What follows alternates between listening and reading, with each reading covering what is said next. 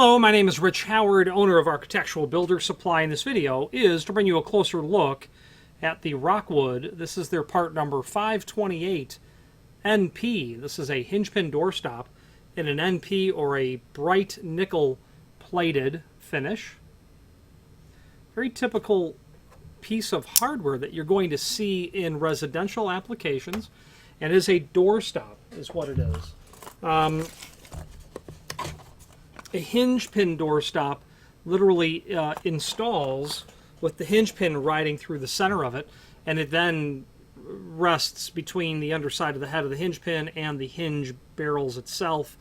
And when it is set to a particular degree, when the door is opened, the quadrant, so to speak, of the hinge pin will make contact with the jamb.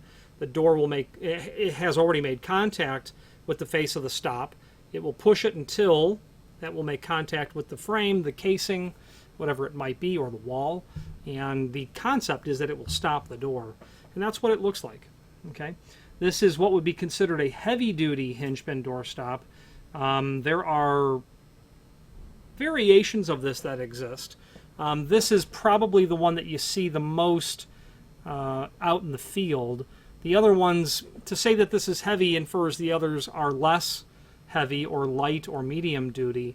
They're all hinge pin doorstops. I've never seen one break or fail in the sense of the hardware or the steel or the metal itself being compromised. What will happen is the rubber bumpers will fatigue. You have one of these in a home that's 20 years old. Yeah, that's going to begin to crack, fail. With enough use, it will just simply fatigue to the point where it's no longer the proper size, and you're going to replace them.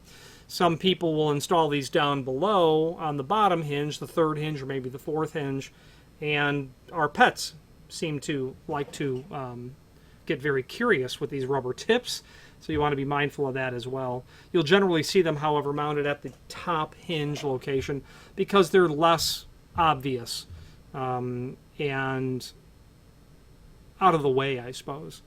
So the 528 is a hinge pin stop. This can be set to work from 70 to 110 degree. Okay, so if I'm holding this at 0 degree, the concept is that we're getting 70 degree here. You see where there is a screw, there's a nut on the back. I'm going to loosen that. You may have noticed the holes that are in the front of the top portion. Doesn't really matter if you install it however you install it. There is, meaning this way or this way, I would think you'd want the screw towards the top, although if I was having to look at it, I might want to look at the bottom of the screw. There is a dimple that's there right at the tip of my finger, and when we put this together, you can take that dimple and insert it into one of those holes and get it to basically lock in place. So if I took it from its minimum of 70 degree and kicked it out to its maximum, and then tightened that up again, you'll get the concept that now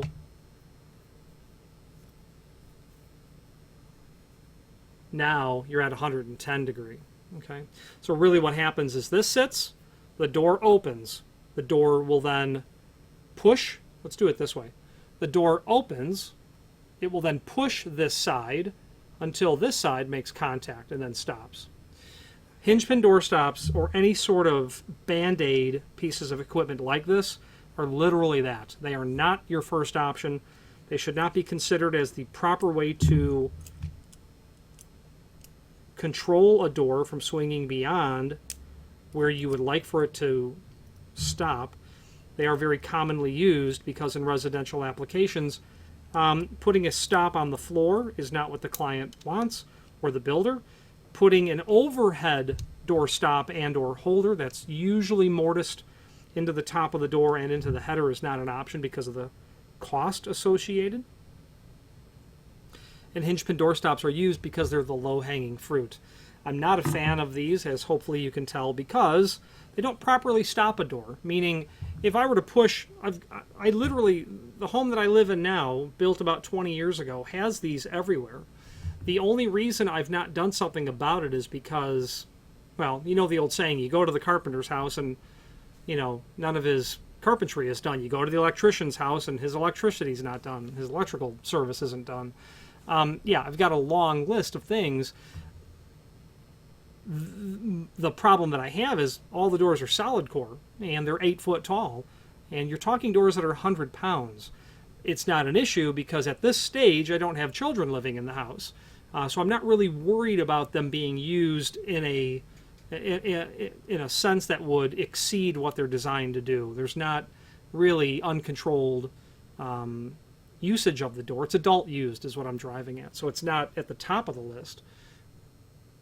But I've seen instances where you take a 100-pound door and you push it, and you push it, and I've seen the casing literally popped off the face of the jamb.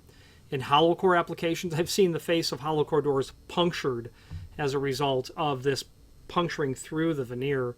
So in a circumstance where you're really not pushing the door and having it stop, and all it is a safeguard, I suppose, as a last resort. In that sort of setting it works, and that does describe my application. I don't have any doors that are going to crash into anything that they can't otherwise touch. It would be a back of a lever hitting drywall, which of course you don't want at all.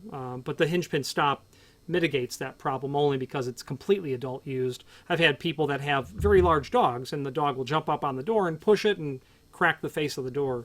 So they're used in those applications where they're best, most arranged to be successful for you, and you should avoid them in applications where you expect possible damage to the door, to the frame, to the casing, etc. The item that I was referring to, Rockwood certainly manufactures overhead stops. It's basically a slide track principle. Part of it goes into the top of the door, the arm mounts up to the header, and as you open that door, it's a slide track. And it will, depending on where you install it off of the vertical axis of pivoting, it'll stop that door. And it's not going to go any further.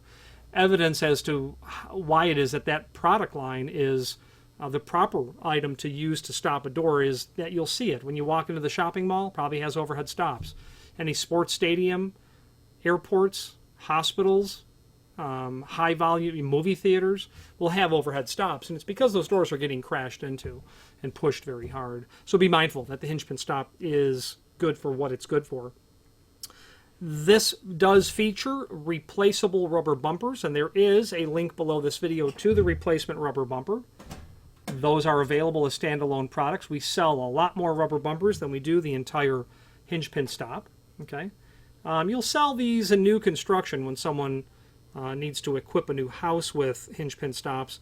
You'll also sell them to new homeowners when they've realized that the builder didn't put in any stops, and they're not going to drill into the floor or into the wall. And a Hinge Pin Stop, they know they can drive that pin out, take that pin and sink it down through that hole, and that's how you hold the Hinge Pin Stop. Then simply make your adjustment. Loosen that screw, open your door to the point where you want it to stop, figure out where that is, and then tighten it down. Okay.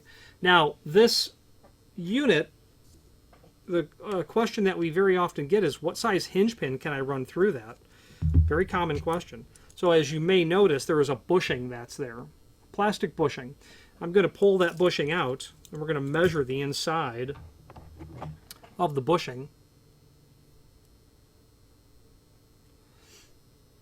And by the way, this is available in ANT, antique brass, BRS for polished brass, and then the NP for nickel plated. The inside dimension of the bushing is 0.26, hold the phone, about 0.261. 0.261 is the inside dimension of that bushing. If your hinge pin is about 1/4 inch, it's going to fit in. The inside dimension of the plate itself, that's going to be bigger. 0.329.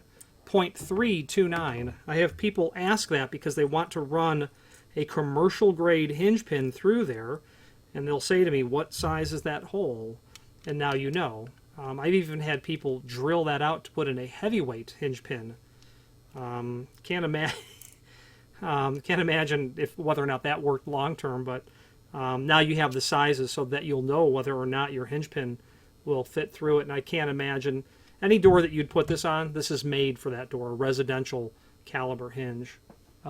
with its residential caliber hinge pin. Okay. There is a link below this video to a document called Template. Let's take a look at that. We'll give you the dimensional properties of this item and addresses many of the dimensional properties that I've touched on, well, in terms of the size of the hinge pin. And overall, they've got it at 2.5. Let's take a reality on that. 2.5. Yeah, maybe 2 9/16. Center to center of the hinge stop positions themselves, they got it at about 2.25. Maybe from here to there. So yeah, well, it's going to be a little bit bigger than 2.25. Oh, sorry, I'm reading it wrong. 2 3/4. Yeah, that makes sense. 2 3/4. Okay. 1 3/8 from the center line of the pin down to the center line of the stop pad, and I'd say that that would be accurate as well. Nice technical drawing that's there. There is then also a link to the product brochure, and that's handy because it will allow you to review the 528 along with other residential or light-duty doorstops that Rockwood offers. Finally, there is a link below this video to the manufacturer's page where you can pull up not only all of the Rockwood products that we sell, but also a link to the manufacturer's website, as well as a link to the full product catalog. Any questions on the Rockwood number 528 in a NP nickel-plated finish, or any other Rockwood item, please feel free to reach out to us. And thank you.